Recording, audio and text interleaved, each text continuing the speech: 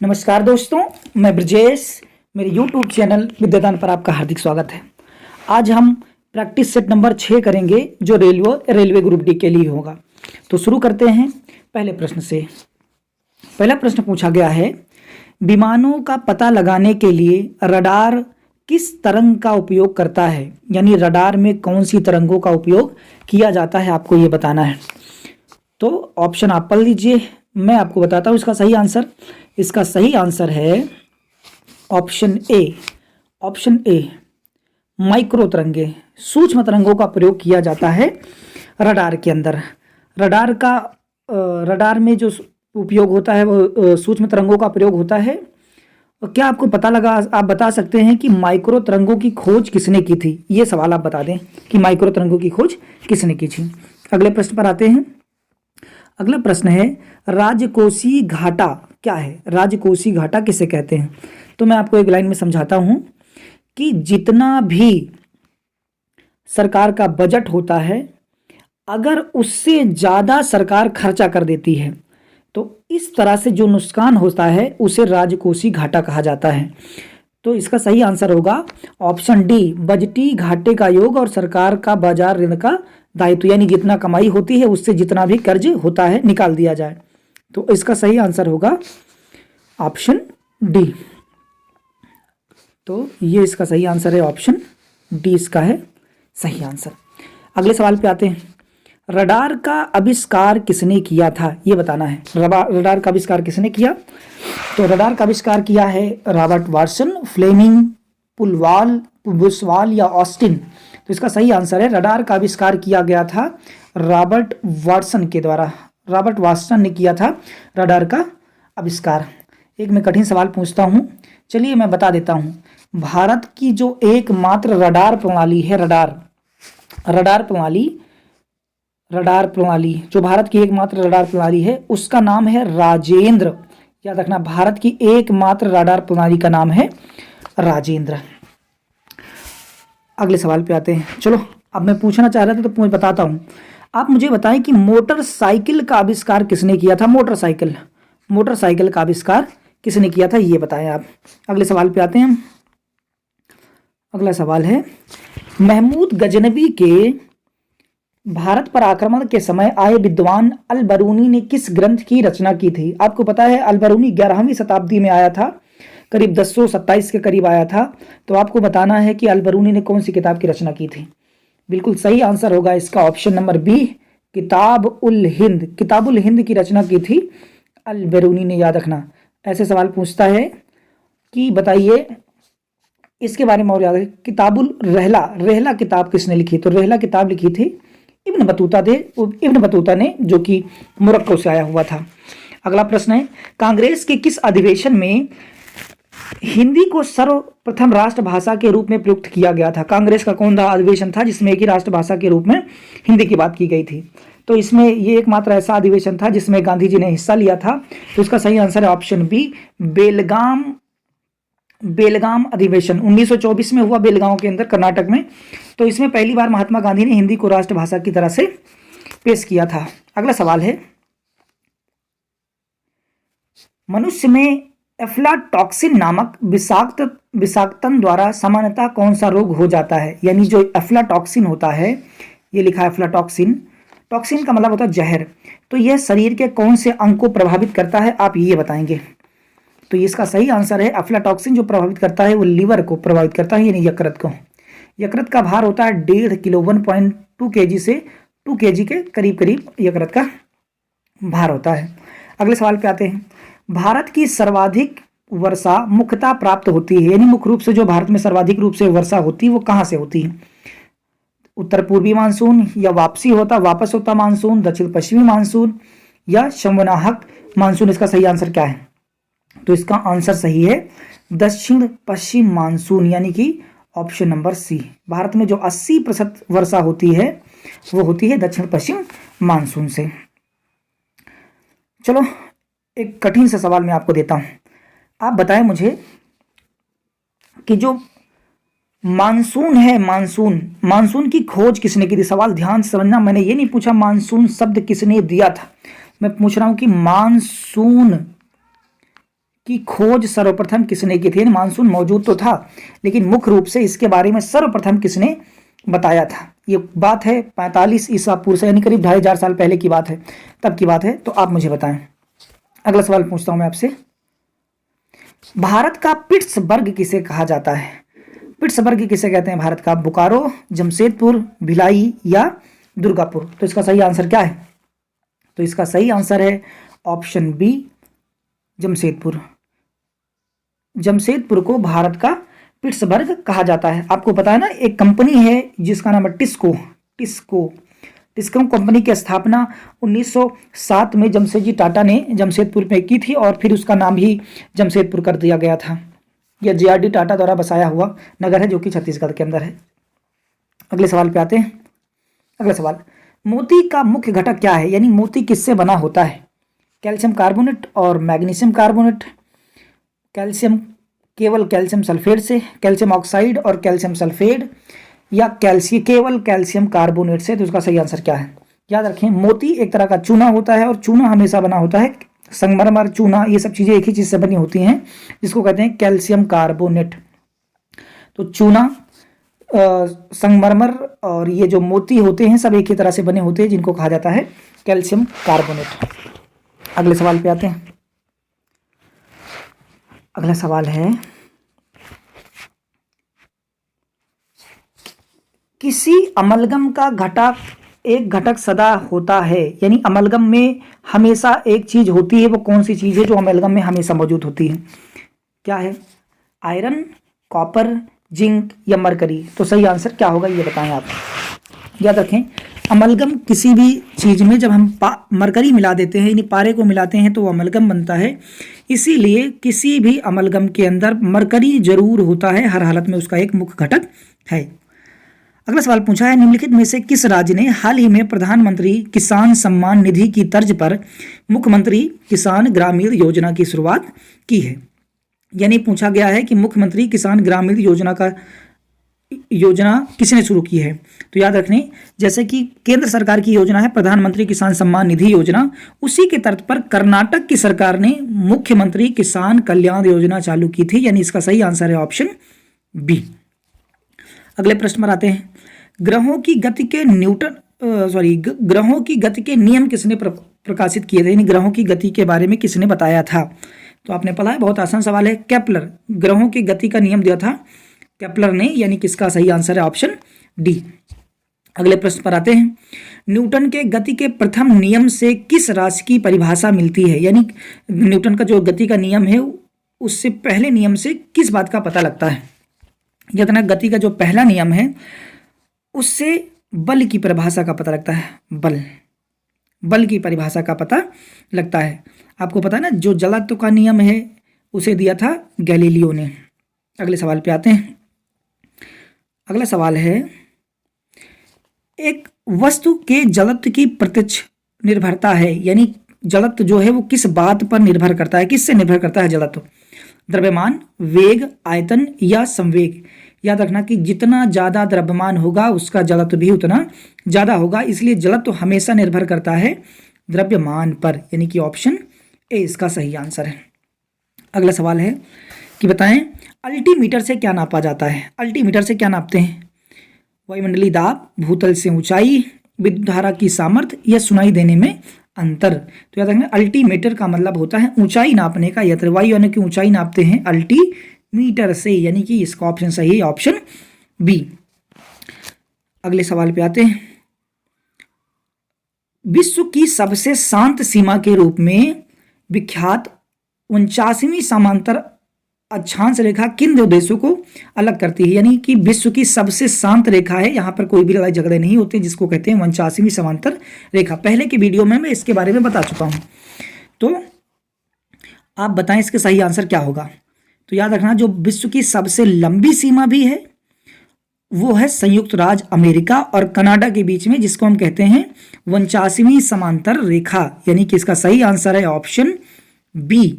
Option B दुनिया की सबसे शांत रेखा भी है और दुनिया की सबसे बड़ी रेखा भी है, समांतर रेखा है, जो कि अमेरिका और कनाडा के बीच में स्थित है। चलो आपको मैं बताता हूं, एक बताइए कि एक रेखा जिसका नाम है मेन रहीम रेखा। मेन रहीम, मेन रहीम रेखा कौन से देशों को अलग करती है, आप ये बताएं। जैसे कि डूरन रेखा जो है पाकिस्तान और अफगानिस्तान को अलग करती है। एक और आपको पता होना चाहिए, 38वीं समांतर रेखा, 38th पैरेलल लाइन, 38वीं समांतर रेखा जो है वो उत्तर कोरिया और दक्षिण कोरिया को अलग करती है। अगले सवाल पर आते हैं। 10 ओम के प्रतिरोध को कितने बराबर भागों में बांटा जाए ताकि उन्हें समांतर क्रम में जोड़ने पर तुल्य प्रतिरोध प्राप्त हो जाए। याद रखें, जब किसी भी चीज को हम बराबर बराबर हिस्सों में बांटने की कोशिश करते हैं तो इसका सिंपल मतलब है, मैथ में भी आपने पढ़ा, हम उसका वर्ग निकाल देते हैं, स्क्वायर।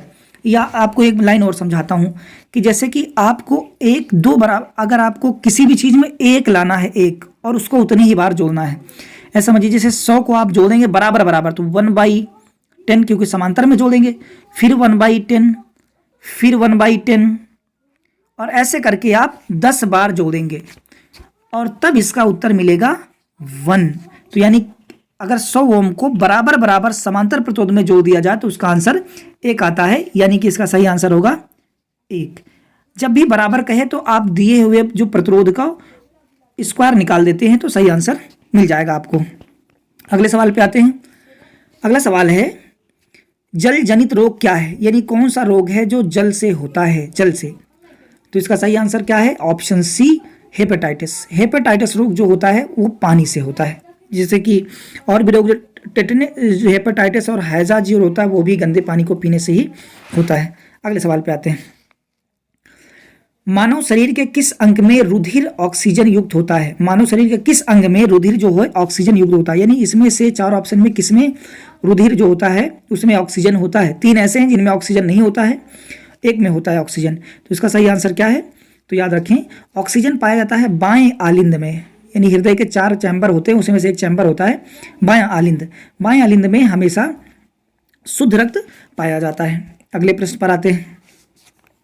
अफगान शासक बाबर ने भारत में किस ईस्वी की में सल्तनत की स्थापना की थी। तो आपको पता है ना कि 1526 ईस्वी में बाबर ने पानीपत का प्रथम युद्ध लड़ा था और उसी के बाद में भारत में मुगल सल्तनत की स्थापना हो गई थी। अगले सवाल पे आते हैं। कुतुबुद्दीन ऐबक ने पहली बार दिल्ली का सुल्तान बना था।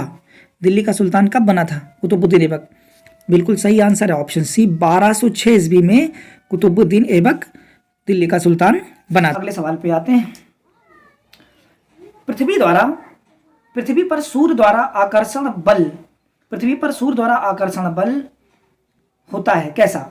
तो याद रखें, जितना पृथ्वी सूर्य पर बल लगाती है उतना ही सूर्य पृथ्वी पर बल लगाता है, यानी कि दोनों बराबर बल लगाते हैं। तो ऑप्शन देखें, सूर्य पर पृथ्वी द्वारा आकर्षण बल की अपेक्षा कम होता है, सूर्य पर पृथ्वी द्वारा आकर्षण बल के बराबर होता है।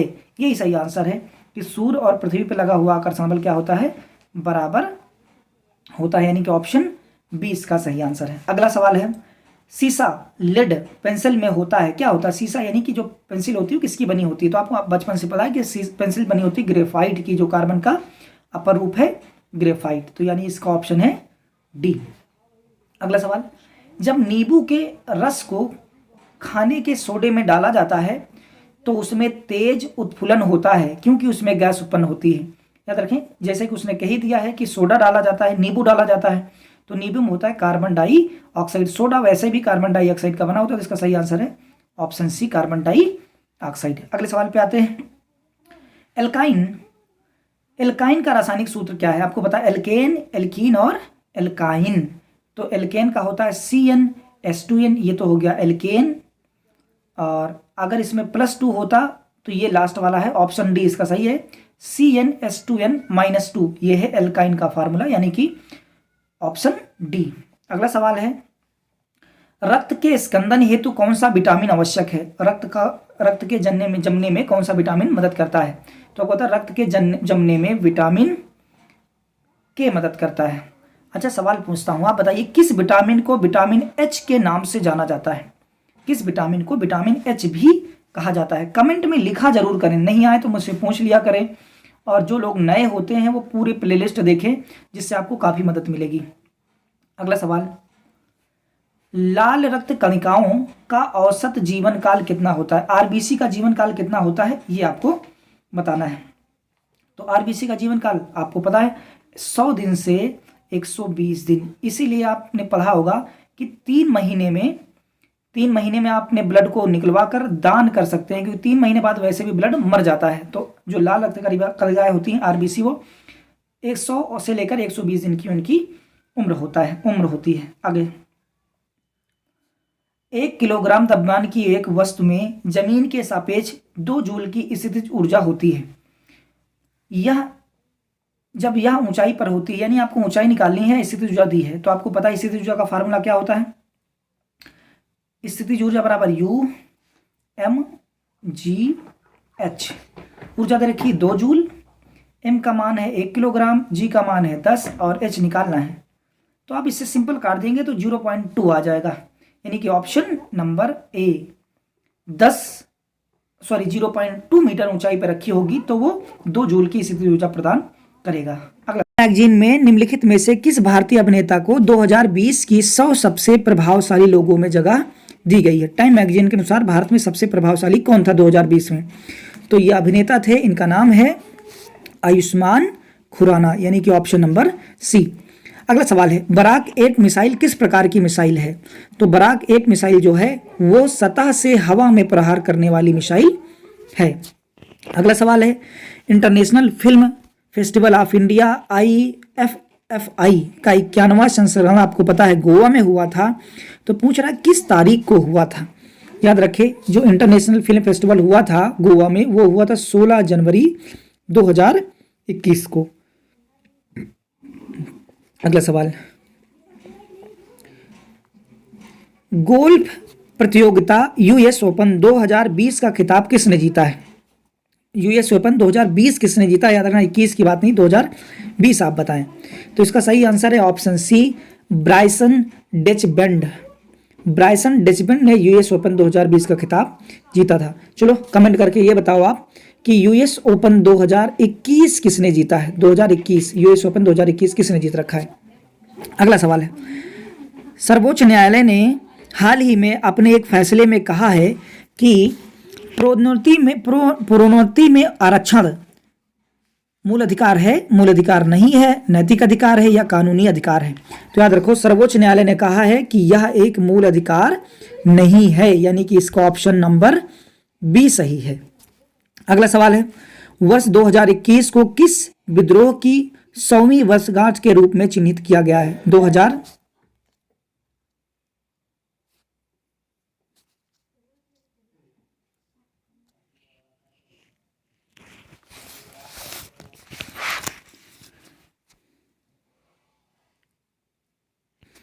अगला सवाल पूछा है कि सर्वोच्च न्यायालय ने हाल ही में अपने एक फैसले में कहा है कि प्रोन्नति में आरक्षण मूल अधिकार है, मूल अधिकार नहीं है, नैतिक अधिकार है या कानूनी अधिकार है? तो क्या सही है?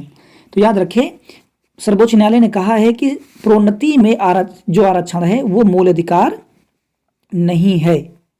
अगला सवाल, वर्ष 2021 को किस विद्रोह की 100वीं वर्षगांठ के रूप में मनाया गया था? याद रखो, 1921 में एक विद्रोह हुआ था, उसका नाम था मोपला विद्रोह। तो मोपला विद्रोह जो मालाबार में हुआ था उसकी 100 साल पूरे हो गए, उसी के उद्देश्य में इसको मनाया गया। अगला है, पाकिस्तान का राष्ट्रीय पेय क्या है? पाकिस्तान का राष्ट्रीय पेय क्या है आप बताएं। तो इसका सही आंसर है गन्ने का रस। चलो मैं पूछता हूं, बताओ भारत का राष्ट्रीय पेय क्या है? कोई बता सकता है? भारत का राष्ट्रीय पेय बताएं आप, भारत का राष्ट्रीय पेय क्या है? अगला सवाल, किस भारतीय फुटबॉल खिलाड़ी के नाम पर सिक्किम में एक स्टेडियम बनाया जा रहा है? सिक्किम में एक स्टेडियम किसके नाम पर बनाया जा रहा है ये बताना है आपको। सुनील छेत्री, बाईचुंग भूटिया, जाजे लाल पेकुला या शैलेंद्र मन्ना? तो सही आंसर कौन है इसका ये बताएं। याद रखें, बाईचुंग भूटिया जो कि काफ़ी फेमस है, इन्होंने अपनी, चलो बाईचुंग भूटिया के बारे में आप बताओ। बाईचुंग भूटिया ने अपनी एक पार्टी बनाई थी, राजनीतिक पार्टी, ये भी नेतागिरी में आ गए हैं, तो इनकी पार्टी का नाम बताएं आप। तो बाईचुंग भूटिया के नाम पर एक अंतर्राष्ट्रीय स्टेडियम का नाम रखा जाएगा। अगला सवाल है कि हिम तेंदुआ के संरक्षण के लिए भारत का पहला हिम तेंदुआ संरक्षण केंद्र कहाँ खोला जाएगा? हिम तेंदुआ संरक्षण केंद्र कहाँ पे खोला जा रहा है ये बताएं आप। हिमाचल, उत्तराखंड, सिक्किम या अरुणाचल प्रदेश? तो याद रखें इसका सही आंसर है ऑप्शन बी, अरुणाचल प्रदेश में भारत का पहला हिम तेंदुआ संरक्षण केंद्र खोला जा रहा है। अगला सवाल, हाल ही में कैलिफोर्निया के डेथ वैली में वर्ष 1913 के बाद सर्वाधिक उच्चतम तापमान 54.5 सेंटीग्रेड दर्ज किया गया। यह किस महाद्वीप में है, यानी किस कॉन्टिनेंट में है? याद रखें अभी तक का सबसे ज्यादा रिकॉर्ड किया गया ये तापमान है जो कि कैलिफोर्निया में किया गया। तो कैलिफोर्निया कहाँ है? तो कैलिफोर्निया आपको पता है ना, कैलिफोर्निया उत्तरी अमेरिका का एक देश है जहां पर रिकॉर्ड तापमान दर्ज किया गया था 54.4 सेंटीग्रेड। अगला है, प्रतिष्ठित तेंजिंग नोर्गे एडवेंचर अवार्ड 2020 पाने वाले देश के पहले दिव्यांग खिलाड़ी कौन बने हैं? तेंजिंग नोर्गे अवार्ड किसे मिला है ये बताएं आप। तो इसका सही आंसर है सत्येंद्र सिंह लोहिया। चलो, आपने इन तीनों का नाम सुना है, देवेंद्र जजरिया जो कि भाला फेंक करते हैं, दीपा मलिक पैराथलीट है, मरियप्पन थंगाबेलू का नाम सुना है आपने। आप मुझे बताएं सत्येंद्र सिंह लोहिया कौन से खेल से संबंधित हैं ये बताएं। अगले सवाल पे आते हैं। तो अगला सवाल है, इटली के ऑटोड्रोमो नाजियोनेल मोंजा में आयोजित फार्मूला 1 इटालियन ग्रांड प्रिक्स 2020 किसने जीता है? याद रखें ऑटोड्रोमो नाजियोनेला मोंजा में आयोजित की गई थी जो कि इटली में है। तो 2020 का इटालियन ग्रैंड प्रिक्स किसने जीता था ये बताएं आप। तो इसका सही आंसर क्या है? कार्लोस जूनियर, लुइस हैमिल्टन, पियर गैस्ली या चार्ल्स लेक्लर्क? इसका सही आंसर क्या है? तो याद रखें इसका सही आंसर है ऑप्शन सी, पियरे, हाँ सही है, पियरे गैस्ली। पियरे गैस्ली इसका सही आंसर है जिन्होंने इटालियन ग्रैंड प्रिक्स 2020 जीती थी। अंतिम सवाल अब बताएं, राष्ट्रीय बालिका दिवस किस जनवरी की किस तिथि को मनाया जाता है? किस जनवरी को राष्ट्रीय बालिका दिवस मनाते हैं? तो अंतिम प्रश्न है ये और इसका सही आंसर होगा ऑप्शन डी 24 जनवरी। 24 जनवरी को मनाया जाता है राष्ट्रीय बालिका दिवस। उम्मीद है लेक्चर पसंद आ रहे होंगे और आप क्या चाहते हैं कमेंट में जरूर लिखें। और जो मैंने सवाल पूछे हैं वो काफ़ी अच्छे हैं, इसलिए कमेंट में जरूर लिखा करें। और जो लोग नए हैं वो पूरी प्लेलिस्ट देखें, अभी तक मैं 6 लेक्चर बना चुका हूँ, इनसे आपको काफ़ी फायदा मिलेगा। धन्यवाद, जय हिंद।